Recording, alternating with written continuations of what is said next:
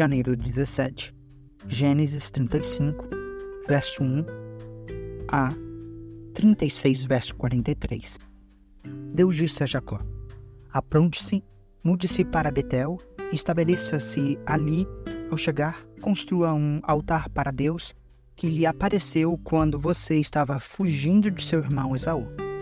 Jacó disse à sua família e a todos que estavam com ele: joguem fora todos os seus ídolos pagãos, purifiquem-se e vistam roupas limpas. Vamos a Betel, onde construirei um altar para Deus, que respondeu às minhas orações quando eu estava angustiado. Ele tem estado comigo por onde ando. Então, entregaram a Jacó todos os ídolos pagãos e as argolas que usavam nas orelhas, e ele os enterrou ao pé da grande árvore perto de Siquém. Quando partiram, o terror de Deus se espalhou de tal forma entre os moradores das cidades próximas que ninguém atacou a família de Jacó. Por fim, Jacó e todos os que estavam com ele chegaram a Luz, também chamado Betel, em Canaã. Jacó construiu um altar ali e chamou de lugar de El-Betel, pois Deus lhe havia aparecido em Betel quando ele estava fugindo de seu irmão. Pouco tempo depois, Débora, a serva que havia amamentado Rebeca, morreu e foi sepultada ao pé do carvalho no vale perto de Betel. Desde então, a árvore é chamada de Alon-Bacote. Agora que Jacó havia regressado de Padã-Arã, Deus lhe apareceu outra vez em Betel e o abençoou. Seu nome é Jacó, mas você não se chamará mais Jacó. De agora em diante, seu nome será Israel. Assim, Deus deu a ele o nome de Israel. Deus também lhe disse: eu sou o Deus Todo-Poderoso. Seja fértil e multiplique-se. Você se tornará uma grande nação, até mesmo muitas nações. Haverá reis entre seus descendentes. Eu lhe darei a terra que dei a Abraão e Isaque. Sim, eu a darei a você e aos seus descendentes. Em seguida, Deus se elevou do lugar onde havia falado com Jacó. Jacó levantou uma coluna de pedra para marcar o lugar onde Deus lhe havia falado. Depois, derramou vinho sobre a coluna como oferta a Deus e a ungiu com azeite de oliva. Chamou o lugar de Betel, pois ali Deus lhe havia falado. Depois que partiram de Betel, rumaram para Efrata. Raquel, porém, sentiu fortes dores e entrou em trabalho de parto quando ainda estavam a certa distância da cidade. As dores de parto aumentaram e a parteira lhe disse: não tenha medo, você terá outro menino. Raquel estava quase morrendo, mas com o seu último suspiro chamou o menino de Benoni.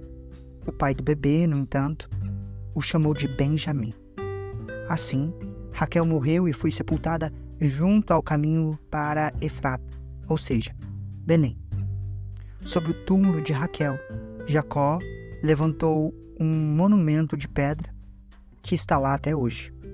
Então Jacó seguiu viagem e acampou além de Migdal-Eder. Enquanto moravam ali, Rubem teve relações com Bila, concubina de seu pai, e Jacó ficou sabendo disso. Estes são os nomes dos 12 filhos de Jacó. Os filhos de Lia foram Rubem, o filho mais velho de Jacó, Simeão, Levi, Judá, Issacar, Zebulon. Os filhos de Raquel foram José e Benjamim. Os filhos de Bila, serva de Raquel, foram Dan e Naphtali. Os filhos de Zilpa, serva de Lia, foram Gade e Asser. Estes são os filhos que nasceram a Jacó em Padã-Arã. Então, Jacó voltou à casa de seu pai, Isaque, em Menre, perto de Kiriat-Arba, hoje chamado Hebrom, onde Abraão e Isaque viveram como estrangeiros. Isaque viveu 180 anos. Deu o último suspiro e, ao morrer, em boa velhice, reuniu-se aos seus antepassados. Seus filhos, Esaú e Jacó, o sepultaram. Este é o relato dos descendentes de Esaú, também chamado Edom. Esaú se casou com 2 moças de Canaã, Ada, filha de Elon e Tita, e Oolibama, filho de Aná e neta de Zibeão, o Eveu. Também se casou com sua prima Basemate, que era filha de Ismael e irmã de Nebaiote. Ada deu à luz um filho chamado Elifaz. Basemate deu à luz um filho chamado Reuel. Oolibama deu à luz filhos chamados Jeus, Jalão e Corá. Todos esses filhos nasceram a Esaú na terra de Canaã. Esaú tomou suas mulheres, seus filhos e filhas e todos os de sua casa, além de seus rebanhos e o gado, toda a riqueza que havia adquirido na terra de Canaã, e se mudou para longe de seu irmão Jacó. Seus rebanhos e bens eram tantos que a terra onde moravam não era o suficiente para sustentá-los. Portanto, Esaú, também chamado Edom, se estabeleceu na região montanhosa de Seir. Este é o relato dos descendentes de Esaú, os Edomitas, que viviam na região montanhosa de Seir. Estes são os nomes dos filhos de Esaú: Elifaz, filho de Ada, mulher de Esaú, e Reuel, filho de Basemate, mulher de Esaú. Os descendentes de Elifaz foram Temã, Omar, Jefô, Gaitã e Kenaz. Tima, concubina de Elifaz, filha de Esaú, deu à luz um filho chamado Amaleque. Esses são os descendentes de Ada, mulher de Esaú. Os descendentes de Reuel foram Naate, Zerá, Samá e Mizá. Estes são os descendentes de Bessamate, mulher de Esaú. Esaú também teve filhos com Oolibama, filha de Aná, neta de Zibeão. Seus nomes eram Jeus, Jalão e Corá. Estes são os descendentes de Esaú que se tornaram chefes de vários clãs. Os descendentes de Elifaz, filho mais velho de Esaú, se tornaram chefes dos clãs de Temã, Omar, Jefô, Kenaz, Corá, Gaitã e Amaleque. Estes são os chefes dos clãs descendentes de Elifaz na terra de Edom. Todos eles foram descendentes de Ada, mulher de Esaú. Os descendentes de Reuel, filho de Esaú, se tornaram chefes dos clãs de Naate, Zaerá, Samá e Mizá. Estes são chefes dos clãs descendentes de Reuel na terra de Edom. Todos eles foram descendentes de Basemate, mulher de Esaú. Os descendentes de Esaú e sua mulher, Oolibama, se tornaram chefes dos clãs de Jeus, Jalão e Corá. Estes são chefes dos clãs descendentes de Oolibama, mulher de Esaú, filha de Aná. Estes são os clãs que descenderam de Esaú, também chamado de Edom, cada um identificado pelo nome de seu chefe.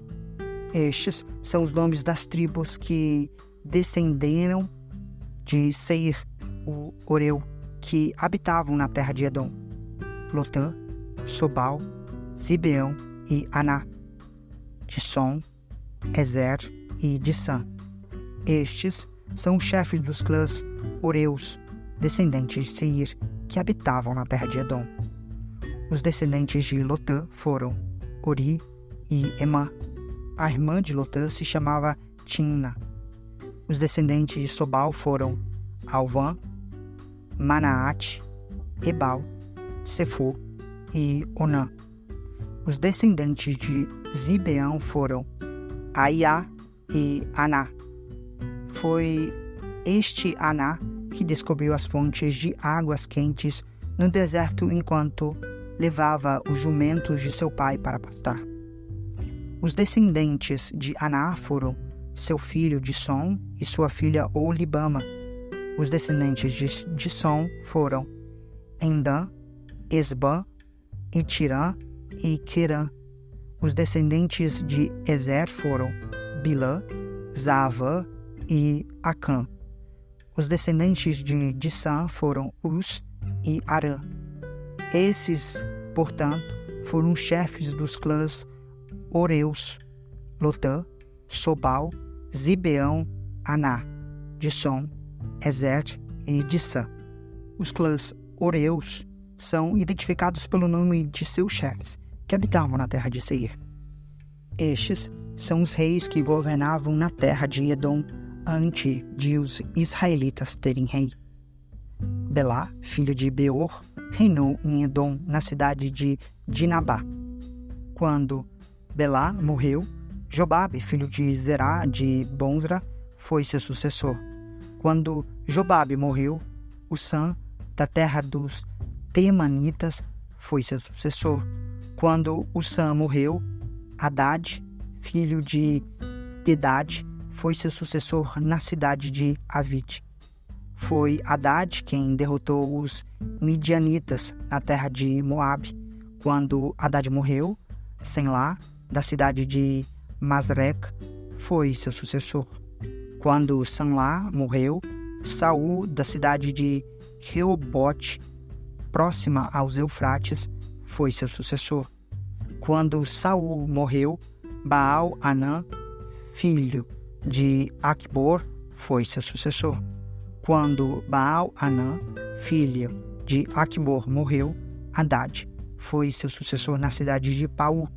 Sua mulher era Meetabel, filha de Matred e neta de Mesaabe.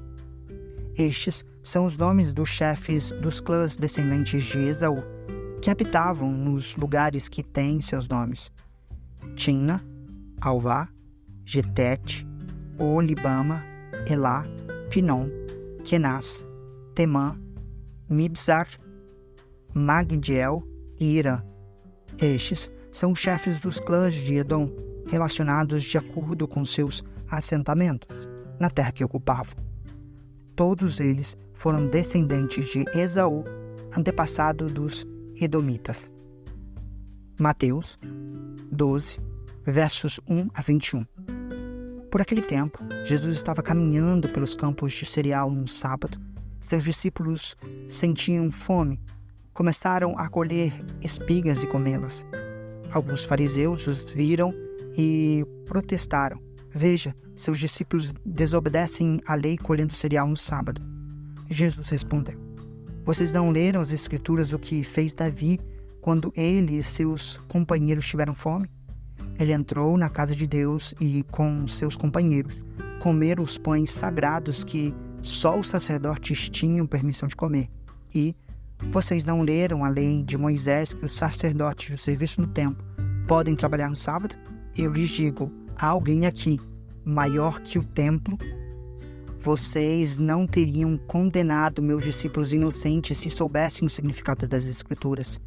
Quero que demonstrem misericórdia e não que ofereçam sacrifícios, pois o Filho do Homem é o Senhor até mesmo do sábado."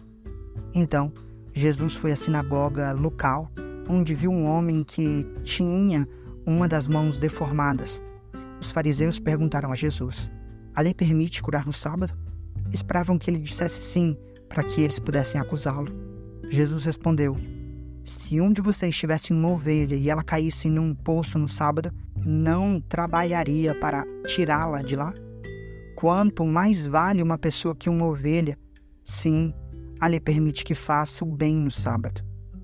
Em seguida, disse ao homem: "Estenda a mão." E ele a estendeu. E ela foi restaurada e ficou igual a outra.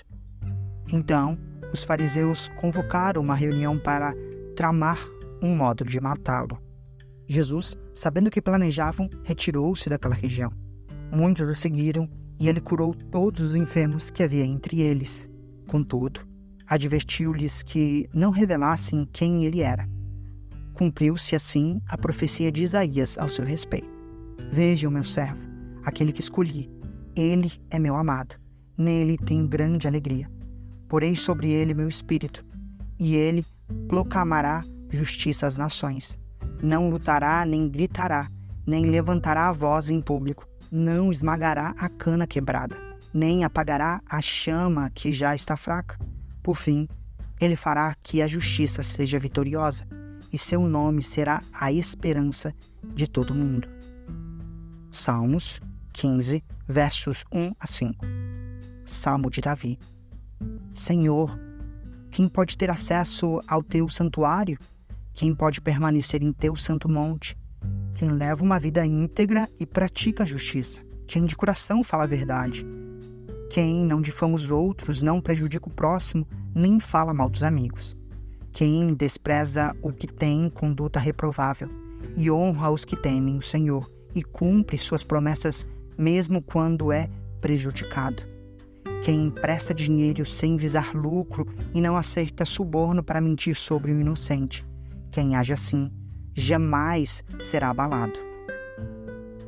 Provérbios 3, versos 21 a 26.